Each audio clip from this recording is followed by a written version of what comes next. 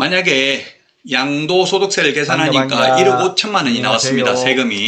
그리고 1억 5천만 원 나왔으면 1억 빼고 나머지 5천만 원만 세금을 내면 된다는 이야기입니다. 세액이 한도가 1억이니까 굉장히 크죠.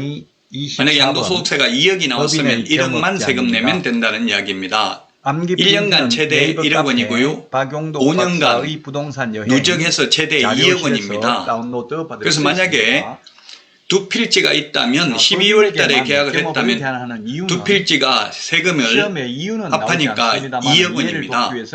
이런 경우 12월 달에 계약을 했다면 필지별로 분할해서 하나는 12월 달에 매도하고 나머지는 1월 달에 며칠 상관이죠. 1월 달에 매도하는 걸로 해서 하면은 각각 연도가 다르기 때문에 1억, 1억 해서 2억까지도 혜택을 볼 수도 있을 것입니다. 자, 지금까지 양도소득세 감면제도에 대해서 알아봤습니다. 여러분들에게 조금이나마 도움이 될 수 있었으면 좋겠습니다. 다음 강의에서는 보다 유익한 내용으로 찾아뵙도록 하겠습니다. 여러분 남은 시간 행복하세요. 외국에는 거의 안녕. 법인 비율이 60%가 넘는데 우리나라는 법인이 500개도 안 됩니다. 11만 개의 중개업소 중에서. 자, 그러면 1번 법인의 경우 6가지만 할 수 있습니다.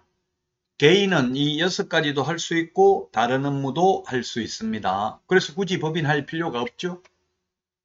자, 그런데도 법인을 하는 분들을 보면 두 가지 유형이 있더라고요. 첫 번째는 소득이 너무 많아가지고 경비를 줄이기 위해서 비용 처리하기 위해서 법인을 해가지고 뭐 가족들 임원시켜가지고 뭐 예를 들면 법인카드 만들어준다든지 이런 취지로 하는 분들이 있고요. 또 한 가지 부류는 보면은 무슨 중개 주식회사 대표이사 이렇게 하면 개인보다는 좀 공신력을 높일 수 있을 것입니다. 그래서 공신력을 높이기 위해서 법인 하는 분들도 주변에 있더라고요. 자, 그러면 1번 상가, 주택, 임대 관리 등 관리 대행만 가능합니다. 관리 대행만 가능하고 돈이 되는 임대업은 할 수 없습니다. 업이라는 말이 들어간다고 해서 무조건 X는 아니죠. 임대관리업은 되는데 임대업은 안 됩니다. 2번 부동산의 이용개발 및 거래에 관한 상담은 가능한데 개발업은 안 됩니다. 상담업은 가능하죠. 그 다음에 3번 개업 공인중개사를 대상으로 한 중개업의 경영기법 및 경영정보 제공 가능합니다. 공인중개사 대상 X입니다. 개업 공인중개사를 대상으로 해야 됩니다. 공인중개사를 대상으로 하는 게 아니고요. 그 다음에 주택 및 상가 분양 대행할 수 있습니다. 분양 대행업은 할 수 있는데 분양업은 안 됩니다. 자기가 지어서 직접 분양업을 하는 건 안 되고 남이 지어놓은 거 분양 대행업은 가능합니다. 분양 대행업은 MGM 뭐 200만원, 300만원 많이 주지 않죠? 그래서 돈 안 되는 분양 대행업은 되는데 분양업은 안 되고요. 주택 상가 분양 대행업만 되고 토지, 택지 분양 대행업 안 됩니다.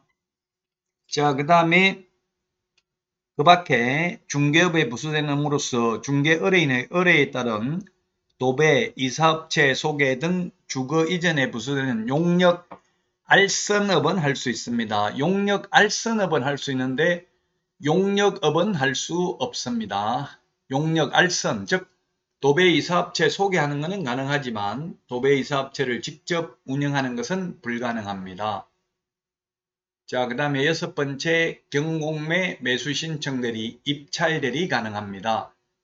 민사집행법에 의한 경매부동산 매수신청대리 하려면 지방법원장에게 등록을 하고 그 감독을 받아야 됩니다. 그러나 한국자산관리공사 공매 입찰대리만 하려면 따로 매수신청대리인 등록을 안 해도 됩니다. 부칙개공은 매수신청대리 할 수 없습니다. 법 7638호 부칙 제6조 2항의 규정에 의해서 등록을 한 것으로 보는 자, 소위 옛날에 복덕방 하던 분들 중개인이라고 불렀죠. 옛날에는. 지금은 부칙개공이라고 부르는데 부칙개공에 대해서는 시험에 잘 나오지 않습니다. 왜냐하면 출제위원들이 부칙의 내용을 잘 모르기 때문에 그렇죠. 자, 그래서 6가지만 할 수 있는데 이 6가지를 하고 받는 돈은 중개보수가 아니기 때문에 많이 받아도 공인중개사법 위반이 아닙니다. 예, 중개보수 규정을 적용하지 않는다. 만약 중개보수 규정을 적용한다면 최대 0.9%밖에 못 받겠죠? 법인이 이 경업제한을 위반하면 등록을 취소할 수 있습니다. 취소 안 하면 업무정지 처분할 수 있고요. 자, 그 다음에 업무지역범위입니다. 업무지역범위. 법인과 공인중개사인 개업공개사는 업무지역 범위가 전국입니다. 전국.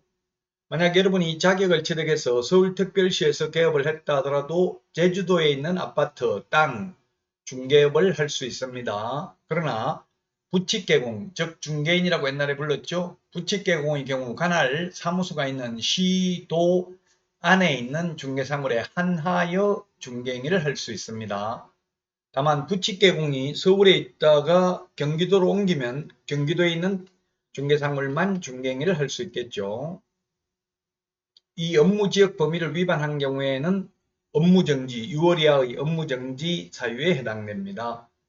그런데 중개 대상물의 범위에 대해서는 종별 차이가 없음 이렇게 되는데 이게 뭐냐면 중개사물이 토지, 건축물, 임목, 공장재단, 광업재단이 있는데 요거는 모든 개업공개사가 다 가능하다는 이야기입니다. 법인인 개업공개사든 공인중개사인 개업공개사든 부칙개공이든 모두 다 가능합니다. 자, 그러면 관련 문제 풀어보도록 하겠습니다. 32회 기출문제입니다. 법인인 개업공개사의 업무 범위에 해당하지 않는 것은 했는데 1번 주택의 임대, 관리 등 관리 대행은 가능하죠. 임대업은 안 된다고 했고요. 2번 부동산의 이용 개발 및 거래에 관한 상담 및 주택 상가 분양 대행업은 가능합니다. 분양업은 안 되고 분양 대행업은 가능하다고 했죠. 택지 분양 대행은 안 된다고 했습니다. 개발업은 안 되고 개발에 관한 상담업은 가능합니다. 그래서 2번도 가능하고요.